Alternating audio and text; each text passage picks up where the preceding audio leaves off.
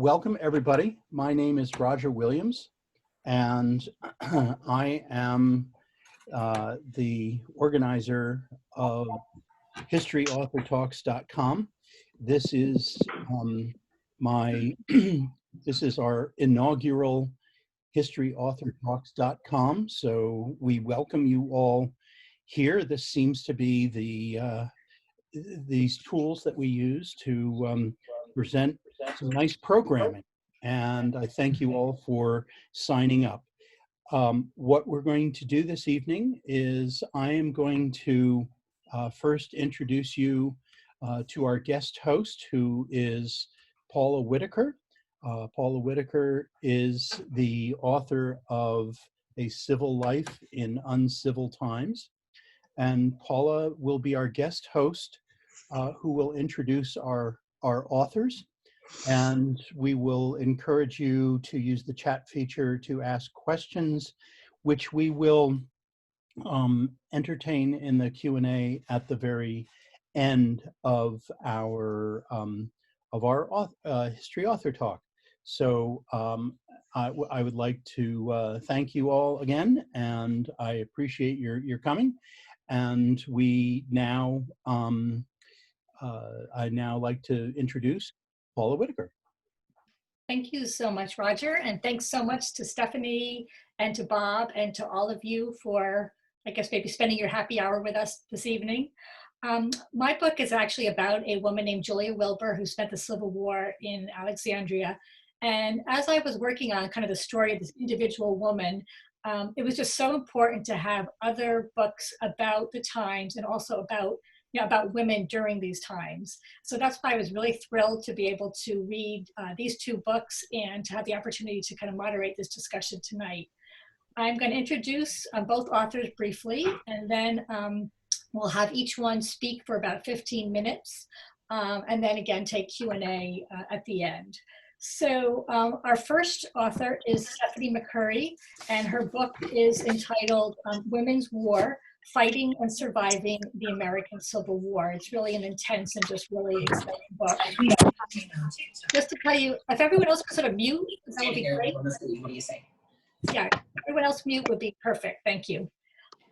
Stephanie McCurry is also the author of Confederate Reckoning, which was a finalist for the Pulitzer Prize and winner of the Frederick Douglass Prize, and I would have to say many other awards, and also Master of Small Worlds, which won the John Hope Franklin Prize and others. She also received a Guggenheim Fellowship, and she is the R. Gordon Hoxsey Professor of History in honor of Dwight D. Eisenhower at Columbia University. She grew up in Belfast, Ireland during the Troubles, which I think you'll hear was sort of a significant reason why she came to study the American Civil War. You'll hear first from her for about 15 minutes, and then from our second author, Bob Plumb, the author of The Better Angels, 5 Women Who Changed Civil War America. Now, Bob is a writer, a marketing consultant, and former marketing executive for 2 Fortune 500 companies, and went to history in the Civil War, which I'm sure he has an interesting story about that. He's the author of Your Brother in Arms, A Union Soldier's Odyssey, and he's also written for the Montgomery County Historical Society's journal, Washington Post, and the Washington Post magazine. And he lives outside Washington, D.C. So without further ado, I'm going to introduce you to Stephanie. Again, just as a reminder, everyone else, please mute. That would help the authors. If you have a question, if you have a problem with the audio, whatever, please put it in the chat. And of course, any questions as well. So take it away, Stephanie. Thanks so much. Thank you, Paula. And thank you for setting this up, Roger. It's really wonderful to have the chance to speak to you all in these weird COVID circumstances that we're all we thought temporarily adjusting to, and now a little more permanently adjusting to. Okay, so Paula posed a couple of basic questions about why Bob and I would write about the people we do and what these historical texts have to do, or historical characters have to do with our circumstances today. And the second question is really, for me, a very easy one to answer. We're living through a moment of human struggle. We are now ourselves living through a historical moment of human struggle to define racial justice. We all know that. We're riveted on it. I grew up in another such moment of historical struggle, as Paula said, in Belfast during the Troubles. And I write about a different one, the era of the Civil War and Reconstruction. And in each of these moments, it's clear to me as a human being who lives in the world and as one who studies the way it worked in the past, that women are makers of history, not just subjects of it or victims in it, but makers of it. We know this of the world we live in. BLM was founded by 3 women, but somehow we look at the past as a world in which women didn't matter, didn't make history. So the book is about that. And it's also driven by my own preoccupation or irritation, to be honest, that in 2020, so many people, even extremely specialized scholars, are able to write histories of events with no women in them. This I find shocking and appalling in this day and age. And of course, if we think about this problem of writing women out of history, they were in it, they're just written out of it. Histories of war are the sort of epicenter of that. It's most difficult, I think, to write histories of women and war. And so I have tackled this before in writing about the Confederacy, where I also and always see women as key actors along with men as makers of these events.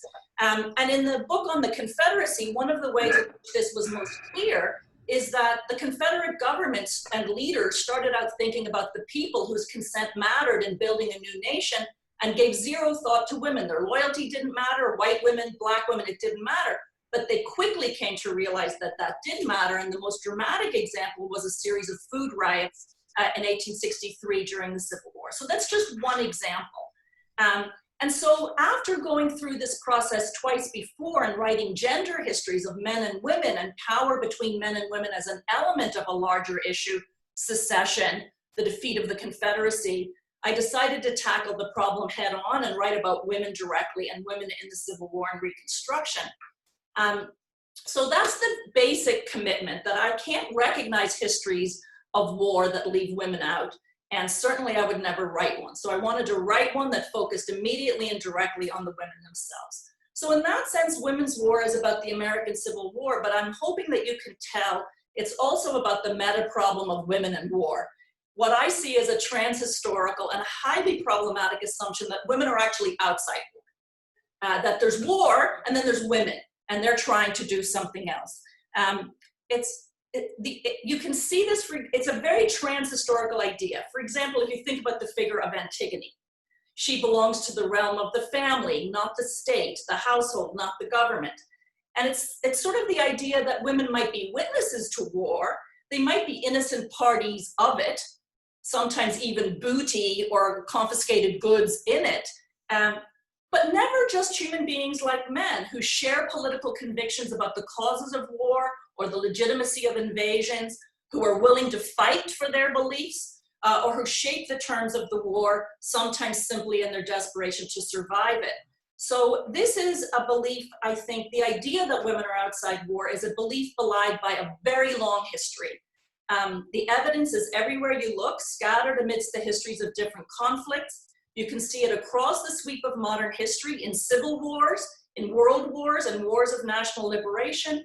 But the pattern gets lost, and every case is cast as an exception to the rule. So when I got interested in this, I would go to conferences and I would ask my friends who were working on the Spanish Civil War or the Italian War of Independence, oh, were there armed women in that struggle? And they would say, oh, you know, now that you mention it, yes, there were these women bandoleros, there was this, but nobody ever thinks of this as a pattern. They always cast it as the exception. And I don't think that this is, in fact, the case. I think we're the ones making the mistake here in the way we think about history. So when it comes to the American Civil War, this fiction that women are outside war is a really powerful one. It shaped the war itself and the way we write about it. In other words, it isn't just about how we write history. Sometimes that assumption shapes actions in history. It's the idea, as one Union soldier put it, that we don't make war on women and children. He said, women are entitled to protection even if they are the wives and daughters of rebels. So in other words, women are innocent. They didn't bring us into this war. They're just collateral damage in it, and we don't make war on women. Now, those soldiers would change their mind, so would Henry Halleck, so would the generals, so would Francis Lieber, who wrote the Laws of War, the new laws of war during the war. So the book is also about that. In every war that I know of, at least in the modern period, armies are forced to acknowledge women's role as enemies who matter, and they do so during the conflict. They start out assuming women's innocence, they come to recognize women can be enemies who matter, but when the war is over, the whole society moves forcefully to deny that and bury that history. So that becomes the writing out of women. So let me tell you quickly about the parts of this book. It has 3 parts, and each part takes up a central question of Civil War history that I think and want to show turns crucially on the history of women and gender. So unlike Bob's book, it's not 5 women, it's 3 central processes of the Civil War and Reconstruction. So the first, which is called Enemy Women and the Laws of War, is about the nature of the military conflict itself. And it focuses on what some people think of as the new destructive, what we come to think of as American way of making war. Blast everything, beat everybody to unconditional surrender. So that's the first issue, is how do you wage war? And what do women have to do with the nature of the conflict and the escalation of the conflict? The second is called The Story of Black Soldiers' Wives, and it's about Black women fugitives' role in the process of emancipation and the limits of the military narrative, the idea that it was all done by Black men in uniform, something that is very commonly assumed. And the third chapter is about the aftermath of the war. It's called Reconstructing a Life Amid the Ruins. And it's about the challenges of reconstructing a post-war order in the aftermath of the war. Very interesting to me. This is what I'm working on now. Post-war societies are highly volatile entities. And what I'm interested in there is what was involved in destroying slavery and reconstructing lives, including ideas of love and belonging in the aftermath of the war. And I'll say a little bit more about that, but I come at this as a feminist who thinks about public and private as integrated, the personal as political. And you have a slaveholding family, it has to be dismantled. That's what the 13th Amendment does. But then you have to build something else in its place. And how do you do that? That doesn't happen on its own. So the book moves chronologically, and it focuses on these 3 different groups and questions moving through the war. So let me say a little bit about each and then wrap it up so that we can talk about what parts of this you find most interesting. So the chapter on Enemy Women and the Laws of War is actually based on an archival discovery, which was a set of orders of General Halleck's that I found indicated in the margins of a document in the Huntington Library, a very famous document, Francis Lieber's code, which was the Laws of War, became the basis of the Geneva and Hague Conventions. Written in his draft of this code is, on the back of it is General Halleck's edits, which tell him to incorporate his orders from March 4th, 1863, which have to do specifically with making hard war against enemy women in Tennessee.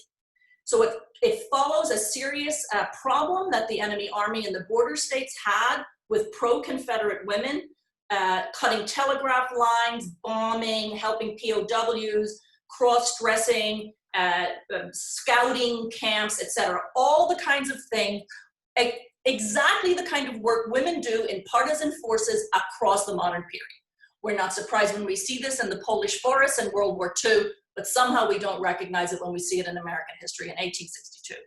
And by the time Halleck issued these orders to crack down on women, large numbers of them had already been arrested and imprisoned, and his orders conveyed that they could be arrested on the grounds that this constituted military treason.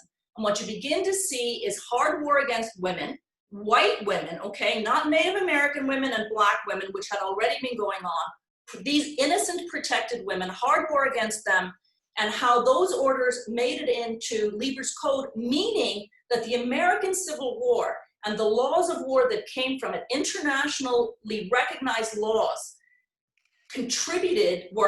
were crucial in destroying the assumption of women's innocence in the laws of war. And I finished the book. The epilogue to the book is actually about a UN resolution on women, peace, and security, because it's very typical of what happens when the international laws of war actually function on the association of the civilian innocence with women. The idea of innocence is based on gender, and when it collapses, so does the edifice. It's really important to have limits to war. And if you don't know who's a civilian and who's a combatant, who's an enemy and who's not, then the scale of the war just metastasizes. And this is what happened with Clara Judd and these other women who were pro-Confederate partisans during the Civil War. And I look at the UN resolution in the epilogue because the UN, like many other international organizations, attempts to reconstruct the idea of women's innocence every time in the aftermath of every war, because we're very invested in protecting women and limiting the destruction of war. And to do that requires an assumption of women's innocence. Otherwise, that process just doesn't work. So that's what the first chapter is about. Now, the second turns to another defining feature of the Civil War, which is the process of slave emancipation. And what it focuses on goes against the dominant narrative that slaves earned emancipation through military service. This is obviously an exclusively male narrative.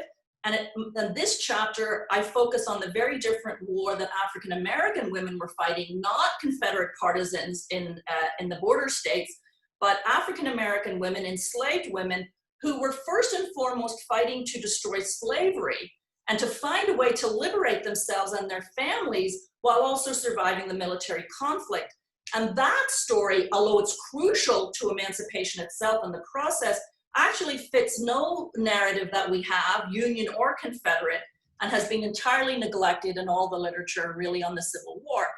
And what's so interesting about this is I think that these women faced a far more forbidding landscape in their pursuit of emancipation even than the men in their communities and families, because the military, the Union military, saw no upside to their presence or participation.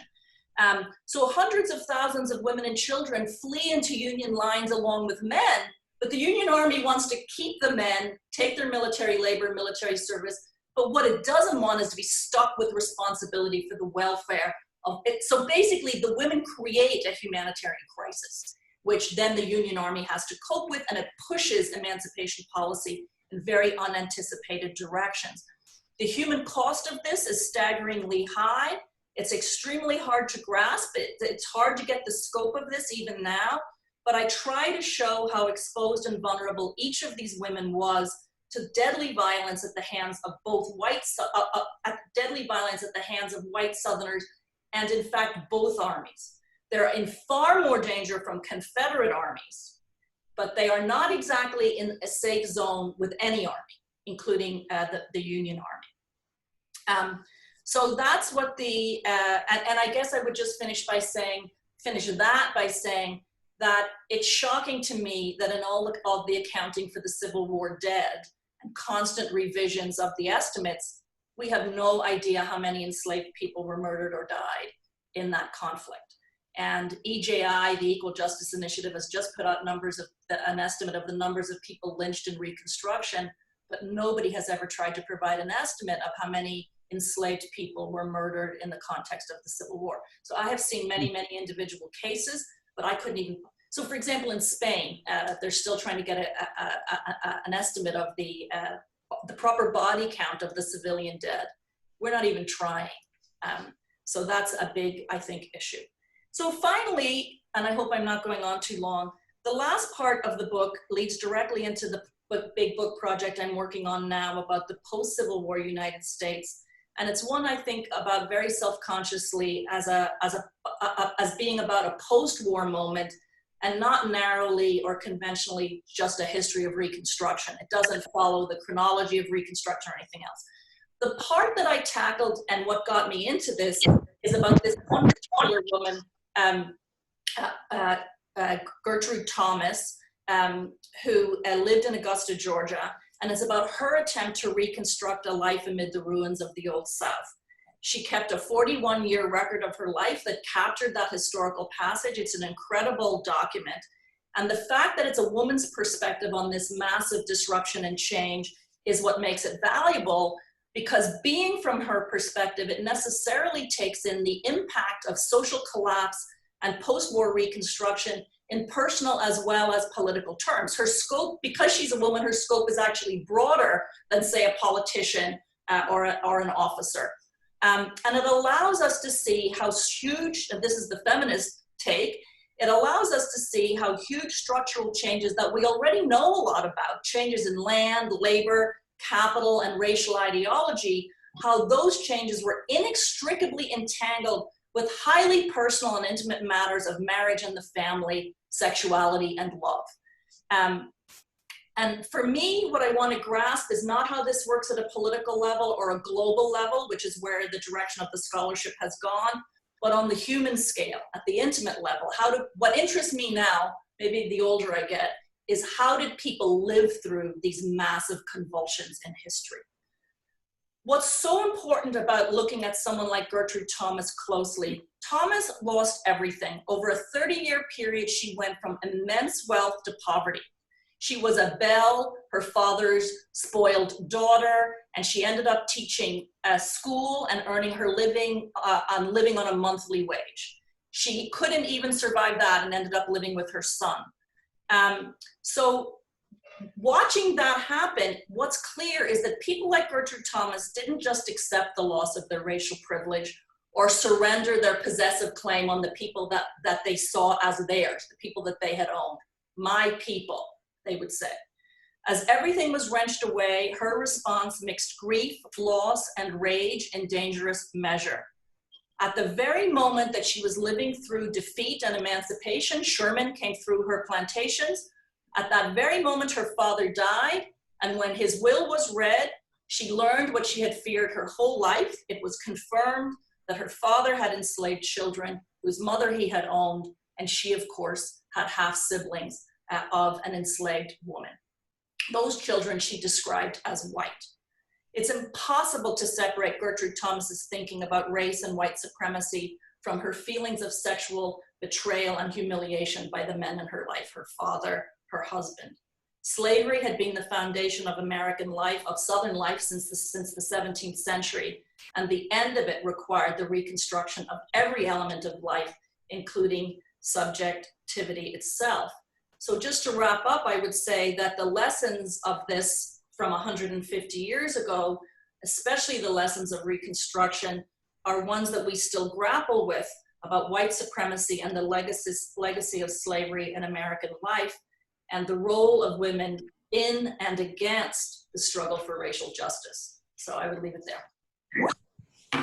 Thank you, Stephanie. Just a reminder, as you, if you have questions, to put them in the chat. We'll be able to take them after Bob speaks. That was just, a great way to sort of kind of navigate through your book, which is for sale and is at the historyauthortalks.com website. Now we're going to turn to Bob Plumb. Again, his book is The Better Angels, 5 Women Who Changed Civil War America. Take it away, Bob. Whoop. Hang on. Yep, okay. Bob, you got to unmute. Hang on. I'm trying to get him to unmute here. Okay. Bob, unmute. Okay, there we go. I'm done. It's done. Okay. I started to say I have some slides. We'll attempt to see if we can get them on the screen, because I think you'd rather see the faces of the 5 women rather than my face for my presentation. But if we can't, then we will just go ahead otherwise. I've allowed it. Okay. So what I need to do is well, this may not be as easy as we thought it was. We don't mind seeing you. Okay, I'll just move on. They're not critical. If you buy the book, then you'll see the 5 women that I'm talking about. How did I get started in this? I was working on a book about a Union soldier. I had 42 letters that I had inherited from a relative. And I was freshly retired from the corporate world. And so I was immersing myself in Civil War history. I read tons of books. I went to the National Archives and every archive that I could get into. I went to 12 separate battlefields where he had fought and traced his way. But what I kept coming up with every time in my reading in archives were these 5 women, some more than others, but I was curious about what role they had played. And the 5 women won't be any surprise to you, I don't think, except maybe one. And there's some very good some very good biographies written about these 5 women. But no one ever looked at them with the lens of the Civil War itself. And what I discovered was they made enormous contributions, some of which we know and many of which we either don't know or we've sort of misapprehended what they really did and what their strength was. I took the name of my book from Lincoln's inaugural address, The Better Angels of Our Nature, because I thought it certainly described what these women were able to do in a time of great upheaval in the United States. Harriet Tubman was a liberator of the enslaved, first herself, and then 80 plus people she brought to freedom, guided them to freedom over the course of 11 years.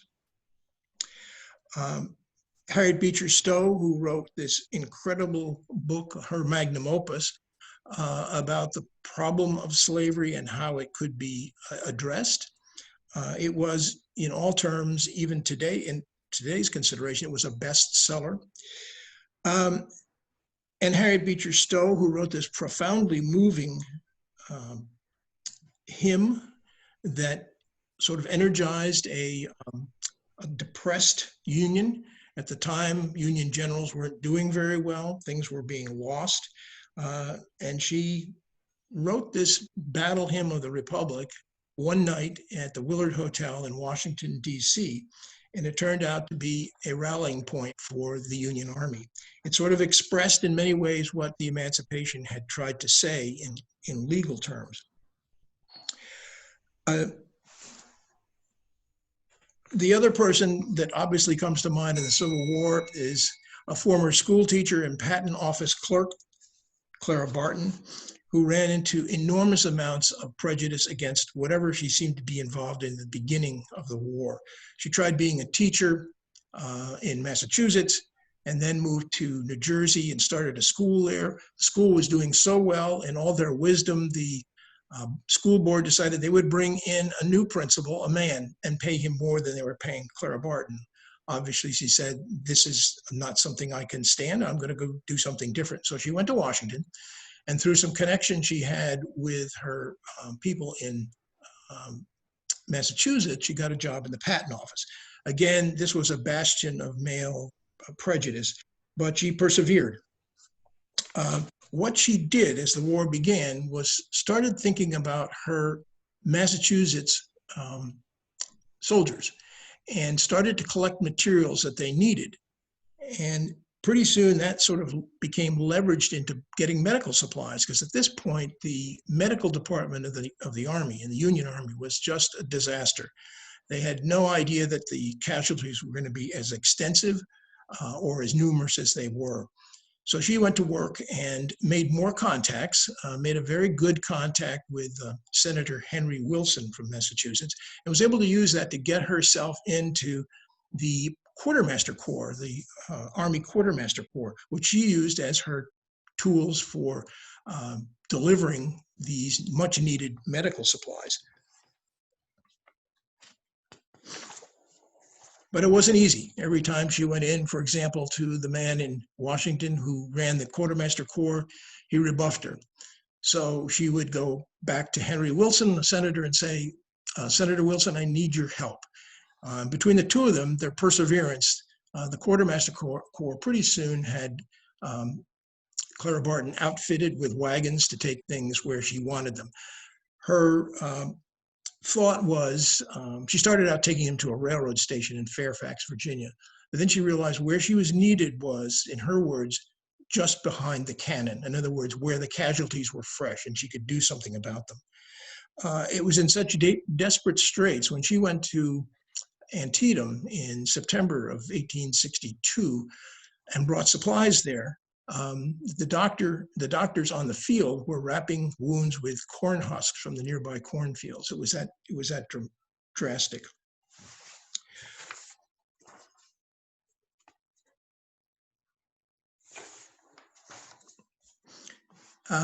Harriet Beecher Stowe took on the task of writing as a young girl, and she became rather adept at it and had many things published. She was the daughter and the sister of Protestant ministers, and she married a Protestant minister, Calvin Ellis Stowe, and he encouraged her. He encouraged her to write and to follow her bliss as it turns in terms of writing things that she was interested in. They moved to Cincinnati, and there she became much more familiar with the slavery issue as she got involved in the Underground Railroad. And then the passage of the Fugitive Slave Act enraged her, and so it was a motivation to start writing something serious about the condition of slavery. So she wrote in a monthly serial in a publication called The National Era, which was an anti-slavery magazine. And she called on sources that she had available to her. Theodore Wells' American Slavery as It Is was one of her sources. The Life of Josiah Henson, formerly a slave, which was also one of her sources. And then her own experience and contacts in Cincinnati helped her flesh out the story. The serial was so popular that in the end of it in 1852, April of 1852, she was given a contract to publish Uncle Tom's Cabin as a book, which she did. The first week that it was out, it sold 10,000 copies. By the end of the first year, it had sold 300,000 copies, which even in 2021 is a pretty remarkable number. The praise and criticism for Uncle Tom's Cabin came in almost immediately. And the criticism was that this wasn't true. It was a figment of her imagination. So she turned around and after writing a very literary document, wrote something called The Key to Uncle Tom's Cabin, which was the proof points of all the things that she had said in Uncle Tom's Cabin. And she published that within a year and a half after Uncle Tom's Cabin came out. It didn't eliminate the criticism, but it certainly reduced it among most people who thought seriously about what she was writing.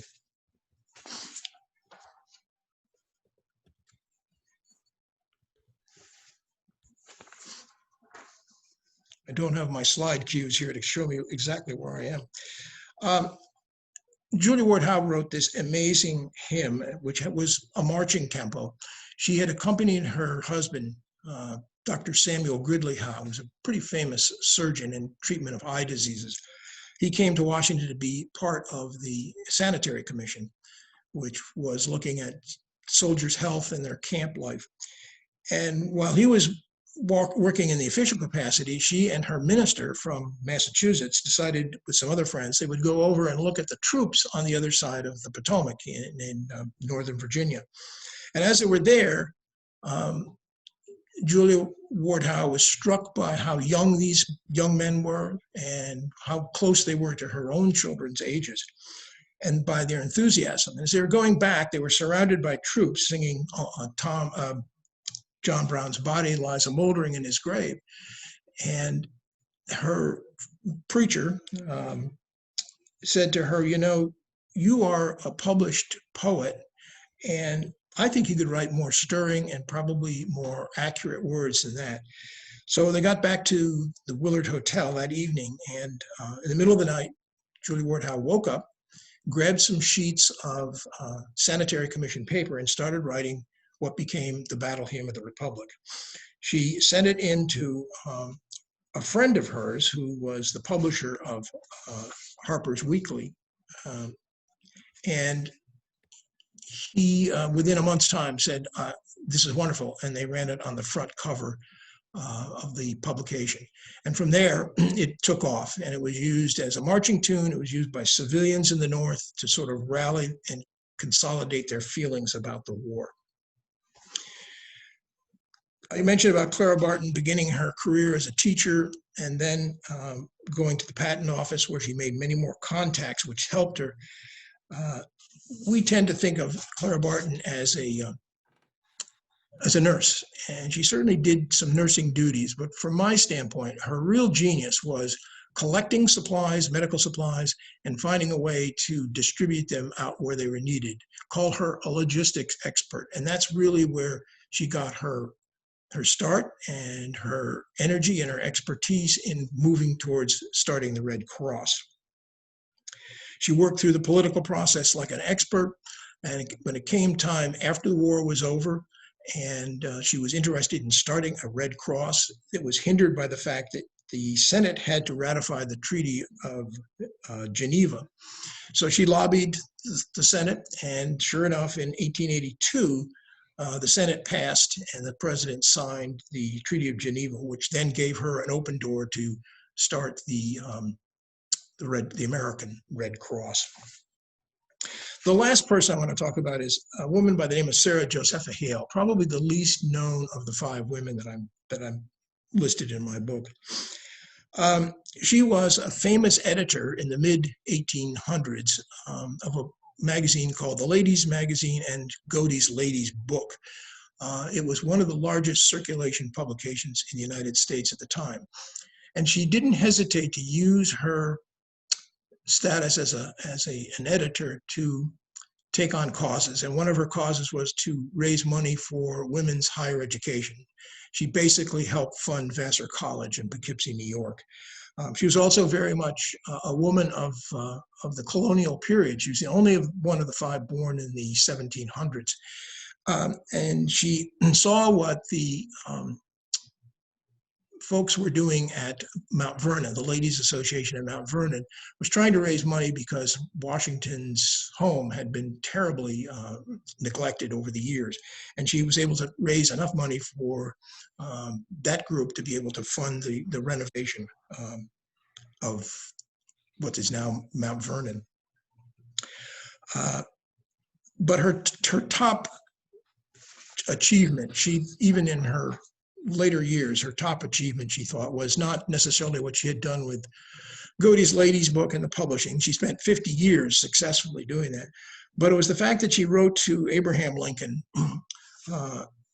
in September 28th of 1863, encouraging him to recognize a National Day of Thanksgiving as perhaps a first step in reconciling the 2 warring parties.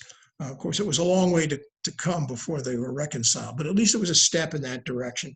Lincoln, within a week's time, and he put his head together with William Seward, who was also a friend of Josepha Hale, and they signed a proclamation that the last Thursday in November would be recognized as a National Day of Thanksgiving. She continued to write and be an editor until 1877, when she stepped down at 89, hardly an early retirement there. Daniel Webster said, when we look at the founders of the U.S., we should benefit from contemplating their achievements and what they did. In my book, at the end, I finish up by listing 8 what I think are just incredible characteristics that all 5 of these, to varying degrees, all 5 of these women to varying degrees possessed. That was persistence, courage, either courage on the battlefield or courage to face insurmountable prejudice against them, self-assurance, persuasiveness, assertiveness, compassion, self-discipline, and sovereignty. We tend to think of sovereignty as nations are sovereign, but I think when we consider that these 5 women demonstrated that they were independent and they could operate free from external control, the term sovereignty is well fitted for that. The only one who I would make an exception to that was Julia Ward Howe. Her husband, Dr. Samuel Gridley Howe, was a real tyrant, and she was constantly fighting him to get recognition for her work and also to do the kind of work she wanted to do. He thought she should bear children and not very far from the hearth and home, which he refused to do. It was really only after his death in 1876 that she totally escaped the oppression of a rather overbearing husband. I think I'd like to close with the words from Clara Barton, who it seems to me summed up what I'm trying to convey in my book. She said, "Only an opportunity was waiting for women to prove to man that she could be in earnest, that she had character and firmness of purpose, that she was good for something in an emergency. The war offered her this opportunity. Thank you. Thank you so much, Bob. Again, if you have questions in the chat while you have a couple minutes sort of figuring that out, I'm going to maybe ask both authors, given that we are in 2020. Paula? Yeah. Paula? Mhm. Sorry, this is Roger, and I'm going to put one of our guests on the spot here. Okay.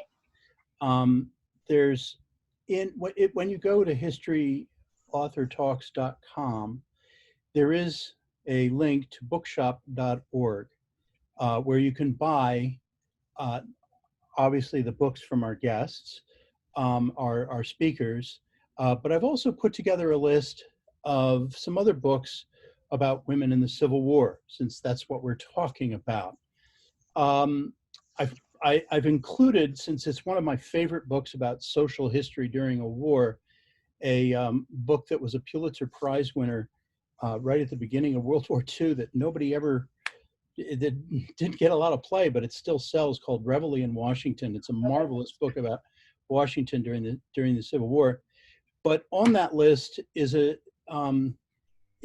another book by Candace Hooper on the wives of the Civil War Union generals, which I think is apropos to this entire conversation that we're having here, because she writes a fascinating portrait of sort of the women behind the men. So Candace, thanks for joining us. And you know, so if you want to ask about maybe Candace some questions too about the wives of some of these Civil War generals, I'm glad to see her with us. So Paula, why don't you go ahead? Sounds good. Hi, Candy. I'm gonna just segue a little bit to another issue that all these women would have been dealing with, which was suffrage. Now that we're in 2020, and if you could just maybe talk briefly, just kind of how they dealt with suffrage, for and against. Maybe start with Stephanie, because I know you have a few things to tell about Gertrude, and then maybe go to Bob. Gertrude Thomas ended up a suffragist, but in the way that Southern white women belatedly became suffragists. She wasn't the worst of the bunch, but her idea of suffrage was in part a way of, first of all, of disciplining men, but also of educating women. She did include Black women among that, but her adherence to a kind of lost cause mentality meant that her partnership and solidarity with Black women was, I don't know exactly. She wasn't the worst, but for the most part, I think the suffrage question was actually set back by the war. I have a very contrary view of this.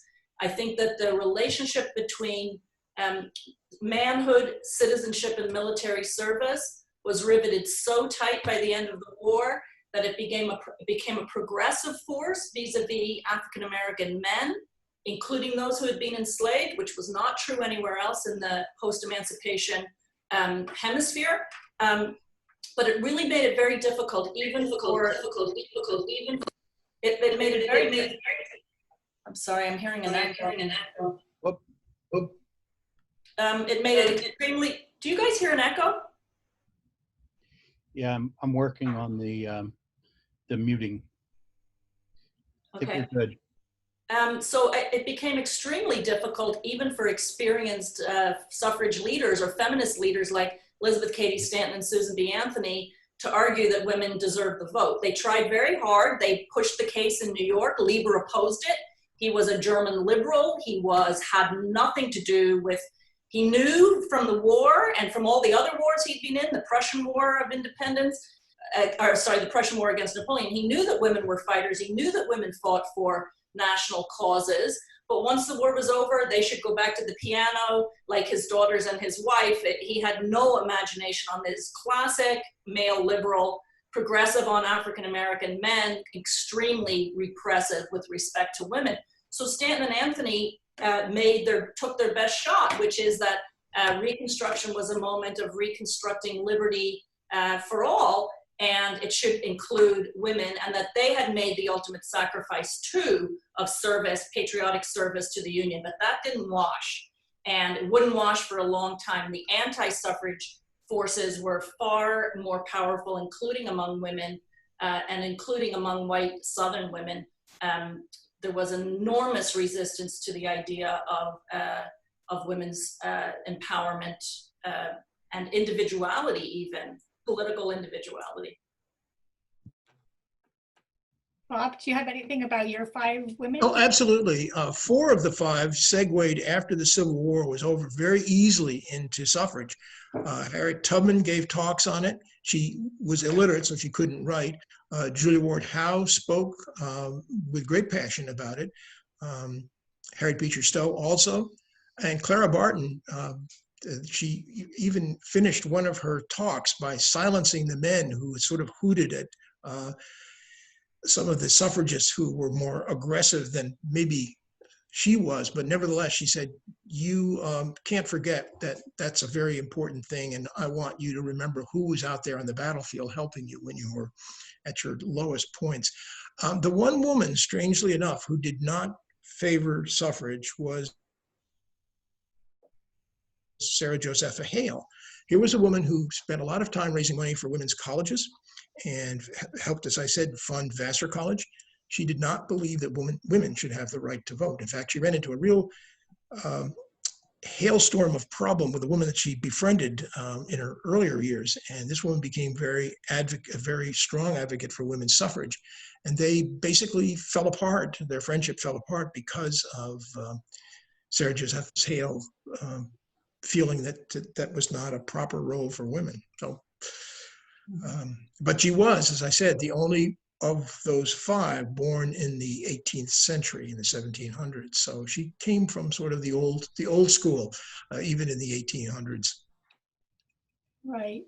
There was a question from Kurt DeSoto, who I'm going to give a shout out as the president of the Civil War Roundtable in DC, which is one of the places I learned a lot about the Civil War. It's a great resource, asking about ways to estimate the non-military deaths, including obviously formerly enslaved African Americans. And one resource that Stephanie suggested was maybe something from Drew Gilpin Faust, This Republic of Suffering. Another possibility for folks might be Sick from Freedom by Jim Downs. So that might be another place to go. Let's see. I am also going to, is there any questions here that I'm going to ask, is also about just kind of your process. I mean, Stephanie, you mentioned kind of a big aha moment when you saw that little scrawl of Halleck on at the Huntington Library.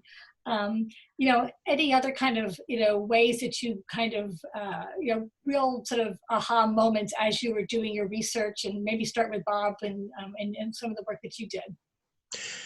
Well, yes, there was an aha moment, which sounds terribly pedestrian now as I tell it, but I was wondering what the narrative was going to be that carried these 5 women along. I'd been to a number of workshops at Yale, and some people said, well, just pick a year and that will be your focal point. Well, that didn't work. And unfortunately, those 5 women never all met together in some place, so that didn't work either. But what I discovered was that all along the timeline of the Civil War, these women came in when they were most needed, and they fell chronologically. Now, some overlapped a little bit. Harriet Tubman was antebellum, but then she played a role in South Carolina. So it wasn't quite as clean as you might hope it would be, but nevertheless, they came in chronologically in the war, and that was my aha moment, that was the way to tell the story. Great. Stephanie, anything that you want to share with everyone? Maybe a couple of things that come to mind. One is that aha moment with the Halleck draft in the Huntington Library. I mean, I went looking for it. Okay. Because, I mean, you don't find these things.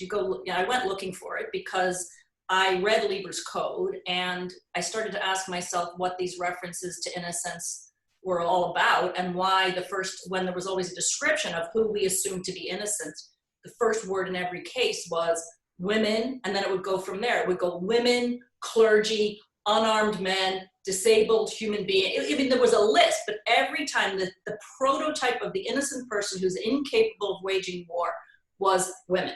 women, children, blah, blah, blah. So I started reading old laws of war back to the 15th century, and it was exactly the same thing. The reasons women were innocent differed. Sometimes it was because they were incapable of rationality, okay? So it changed with the sexism of the period, but it was always there. So I knew something was up. I knew there was a story here, and I started asking people who work on the laws of war and international law, what about gender and innocence? And they just looked at me like I was insane. And the only person I found who wrote about this was a political theorist. So I basically worked my way through the texts themselves, and then, but the aha moment, the moment when I realized this wasn't an abstract proposition, but one that had been directly challenged in the war, was when I found the Halleck draft. But the thing I guess that I would say that I take away from my own experience of writing this book was, what was really interesting to me was how much I cared about it, like why it mattered so much to me to tear down this myth that women aren't part of war. And we are who we are. We live in our own time and we write about the past. And for me, it took a lot of, historians don't write, we all have a personal biography, but we don't write about it. There's a reason we study what we do. And unearthing that and explaining it and trying to connect to it, very few people who read this book are interested in the introduction, which is really about the meta problem of women in war or the writing out of women. But that's what I really care about. I really care about that. It's a mission.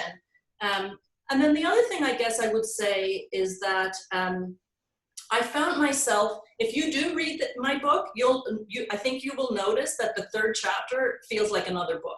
It's a different tone, it's a different voice.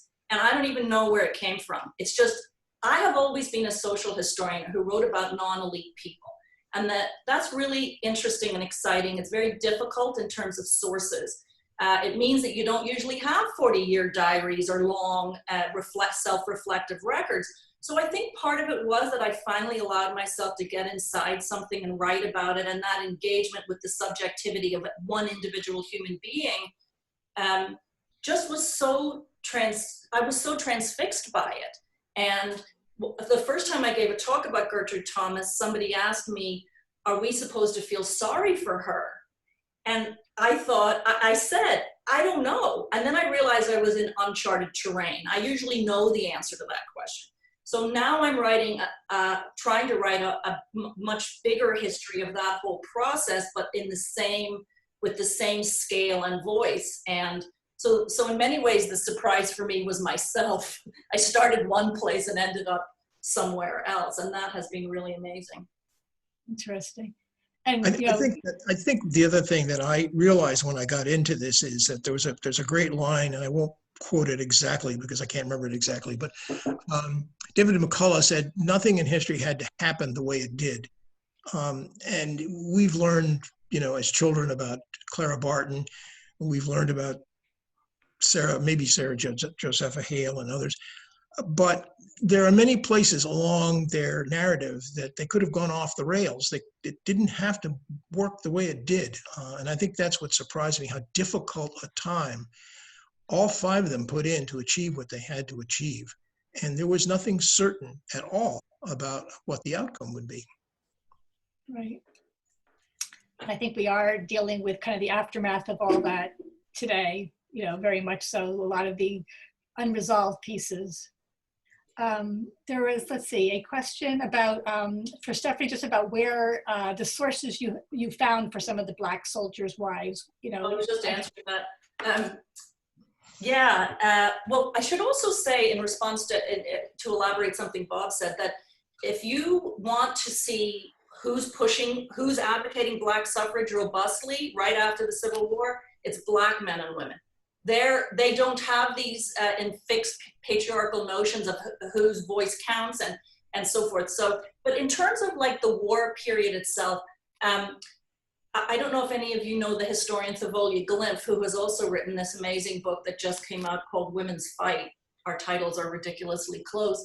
But she has an incredible perspective on this. And really, the best records for writing about Black women in the Civil War are the same records everybody uses for writing about emancipation. You can use the Army records, like even people like Ben Butler, who we know were crucial in setting up policies like the contraband policies. You read Ben Butler's letters, he's talking all the time about all these women and children who are in his camps and what the hell is he supposed to do about it. So you can use the exact same records, Union Army records, Confederate Army records, reports of the sanitary commissions, the congressional investigations into, what did they call it? The predecessor investigation that launched the Freedmen's Bureau. It was a report published in 1863. And then later, Freedmen's Bureau records and on and on and on. The problem there isn't that they're scarce. The problem is that they're mixed in with massive sets of public government military records. And you have to have a lot of patience. They're not searchable. Right. You just have to keep reading them and finding the themes. And there's many, many more things. Some of my students are on Zoom today, and they're working on various kinds of things related to the massive congressional investigation into the Klan, for example. There's tons of stuff on Black families and women and children in those records. The Volia made particular use of the 120-something volumes of the War of the Rebellion. All of these officers, you think about Sherman in Savannah having a meeting with Black ministers. Why? Because there's 16,000, I made that number up, but some massive number of enslaved African Americans following in the wake of his army, and he wants to leave them in Savannah. So this is a huge issue. Jim Downs used the medical records, the medical branch of the Union Army, to do a lot of this work. Right. Okay, we are almost at 7 o'clock. Roger, do you have any other wisdom for the group? Well, I had, now I'm going to put some of Professor McCurry's students on the spot here, because I noticed those reactions when she said my students. I saw those smiles.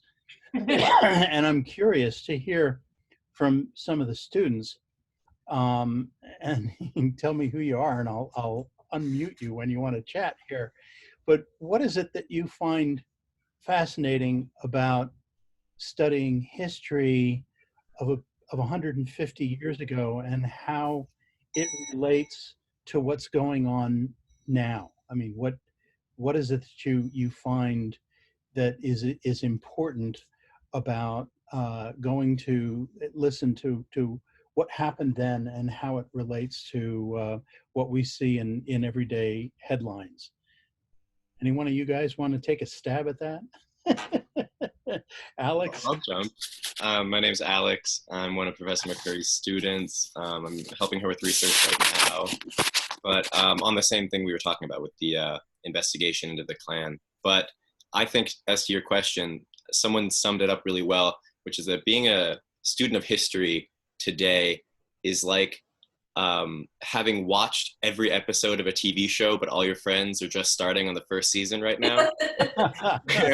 where it's like, yeah, like we knew all this. Like we know about the legacy of slavery in America and how, slavery morphs into prisons, into this and reform, and that to have studied this, or specifically that of Reconstruction, that if you're looking for historical parallels to now, or that there are calls for abolition in the streets, you don't look for anywhere else in American history than the calls for abolition in the 1850s and onwards. And so it kind of feels like a no-brainer for us to make connections between then and now, but everyone else who's kind of just tuning in or just learning what Juneteenth is last week are kind of catching up on what Professor McCurry's been teaching all of us for the past few years. I wonder, today's headlines are all these stories about all these statues coming down, Confederate statues, and then Ulysses S. Grant. I'm not sure I figured that one out, but you sort of wonder if there were statues of Josepha Hale and Harriet Stowe. Would those be coming down too? It's kind of interesting how we do that. So it is 7 o'clock. I think it's time to wrap it up. Before I thank my authors, I want to invite you to share the History Author Talks .com website, the URL, and encourage people to sign up for the newsletters. We have on July 13th, we have our next scheduled History Author Talk Zoom. We may have one before then, I don't know. I'm looking for pairings of authors now, but one of our authors who will be on that author talk is with us this evening. Joe, why don't you just tell us the name of your book and what we're going to, oh, he's going to show us, great. Dinner in Camelot. Let's unmute here. Yeah, you're unmuted, I got you. My book is Dinner in Camelot, the night America's greatest scientists, writers, and scholars partied at the Kennedy White House. And it's a discussion of really one night, one dinner in 1962, in which President and Mrs. Kennedy honored 49 Nobel Prize winners and a host of other distinguished people. One reviewer called it the greatest dinner party of all time. And it's fascinating to me, it has been fascinating to me to research it and to talk about this event, because it's really not only a snapshot in time, but it is definitely related to what we're experiencing today, and that is we see a lack of interest and support for science. Most of these people at the dinner were scientists, distinguished scientists, but we're also seeing this kind of degradation of expertise in public service. But I think it's timely and as well as a good story. And joining Joe will be Lindsay Stravinsky, who is the most recent historian at the White House Association. She's now going to be an editor at the Thomas Paine Papers. So I want to thank Dr. Stephanie McCurry. It's fascinating. It's a wonderful book. And if you don't have it, either her book or Bob Plumb's book, Robert Plumb's book, The Better Angels, you can go to bookshop.org. There you will also find Paula Whittaker's book, Civil Life in Uncivil Times. Thank you, William Benzel, for holding that up. I want to thank you all for coming. Sometime in the spring, we'll be asking Jean O'Connor, who is also online, to talk about her book that is currently called The Cause, which is a fiction from about James Lovell. So we've got a lot of historians and budding historians, and I want to thank you all for joining HistoryAuthorTalks.com. Thanks. Bye, everybody.